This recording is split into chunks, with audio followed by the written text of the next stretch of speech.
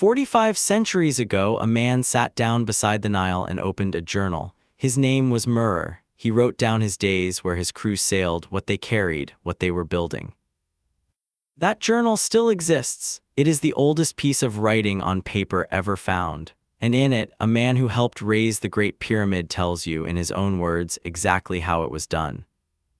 So why does everyone keep insisting that nobody knows? You've heard the theories: aliens, a lost civilization, some advanced technology we supposedly forgot how to use. The stones are too heavy, the math too precise, the whole thing too old to make sense, so we reach for the impossible. But here is the strange part. The people who built the pyramids left their fingerprints everywhere. We just didn't want to read them. That slave myth you grew up with comes from a Greek tourist named Herodotus, writing 2,000 years after the pyramids were already ancient. He was guessing, and we have been repeating his guess ever since. Consider what they actually pulled off: 2.5 million blocks of stone, each one heavier than a car, stacked into a mountain so tall that nothing humans built would surpass it for the next 4,000 years, and they finished it in about 20. The question isn't whether it's impressive, the question is how ordinary people did it, so let's follow the evidence. In 1988, an archaeologist named Mark Lehner was digging in the sand just southeast of the pyramids. He found a city. Not a tomb, not a temple, a city. Bakeries built to feed thousands, breweries running around the clock. Barracks where workers slept in rotating shifts, and in the ancient garbage the bones gave them away. These people ate beef. Prime cattle herded in from farms across Egypt. You do not feed slaves like that. A few hundred meters away, his team found something even louder: graves. The builders had been buried with honor in little tombs shaped like the monument they raised, right in its shadow. Zahi Hawass, who led that excavation, said it plainly: slaves do not prepare tombs for eternity. These weren't slaves, they were Egypt's workforce, fed, paid, and proud of it. And they signed their work, high inside the pyramid, in chambers no visitor was ever meant to see. The crews painted their own names onto the stone. Names like the Friends of Khufu, work gangs leaving their mark exactly like builders have always done. Now the stone, this is where Murr returns. His logbook, uncovered in 2013 by the French Egyptologist Pierre Tallet, is not a legend, it is a record. Day by day, Murr tracks his crew floating limestone from a quarry called Chura down the Nile, by boat, straight to the foot of the Great Pyramid. The blocks arrived by water. Murr even records the canals his men cut to float the boats the last stretch right up to the building site. That solved half the problem, but half remained. How do you drag a 2-ton block across loose desert without it plowing into the sand? For ages, nobody had a good answer.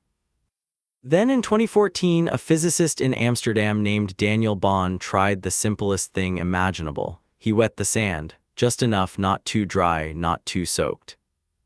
The friction fell by half. The same block now needed half as many men to move it. Cut the friction and you cut the workforce. Numbers that once looked impossible became merely enormous. That leaves the hardest part. How do you lift millions of blocks higher and higher as the pyramid climbs toward the sky? For centuries, that was the gap where the aliens lived. Then in 2018, a team excavating an old quarry called Hatnub found the answer cut into the bedrock: a steep ramp. And running up both sides, 2 staircases pocked with holes, sockets where thick wooden posts once stood. Loop a rope around a post and the post becomes a pulley. The men above haul, the men below push, the post multiplies every pull, and the block climbs a slope far steeper than anyone believed possible. The tool marks date it to the reign of Khufu, the very pharaoh buried inside the Great Pyramid. The ramp was twice as steep as anyone thought a loaded sled could climb. The method was never lost, it was written into the stone. So if the evidence was always there, why did we spend so long calling it a mystery? Here is the part that should stop you cold. Long before any of these digs, there was a painting. Inside the tomb of a nobleman named Jehutehodep, on a wall sealed for nearly 4,000 years, someone had already drawn the answer. It shows an enormous statue on a sledge hauled by long rows of men, and at the very front, one small figure is doing one small thing. He is pouring water onto the sand just ahead of the sled. The exact trick Bonn would prove in a laboratory. It was there, painted, obvious. And for over 100 years, Egyptologists looked at that man pouring water and decided he must be performing a sacred ritual, a purification, an offering. They stared straight at the engineering and called it prayer. The pyramids were never a mystery of missing evidence. They were a mystery of what we were willing to believe. We held the answer in our hands and couldn't accept it because the truth felt too plain. Men, rope, water, sand, too ordinary to explain something that looks so much like a miracle. We didn't want builders, we wanted gods. A pharaoh raising mountains by sheer will is a better story than a crew of tired men pouring water on sand. So we kept the better story and let the true one stay buried. But ordinary is the wrong word for it. Look at what ordinary actually built.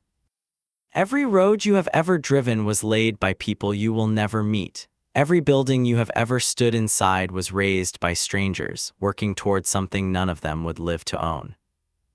You are surrounded by pyramids, you just call them cities, raised block by hands you will never shake toward a skyline none of them would live to see finished. The same instinct that moved those stones runs through you every time you join something bigger than your one short life, a team, a cause, a thing that will outlast you. The Egyptians weren't superhuman, they were exactly human, ordinary people doing what ordinary people can do together. And that is the part we keep refusing to see. So the next time someone tells you nobody knows how the pyramids were built, picture the man by the river.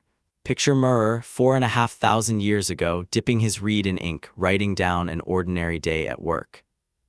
He didn't know he was solving a mystery. To him, there wasn't one. He was simply keeping a record of stone and water and the men who moved them.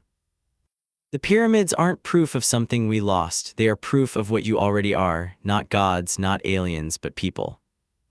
Patient, organized, and capable of far more than you would ever guess. Murr knew, he wrote it down, we just had to learn how to read it.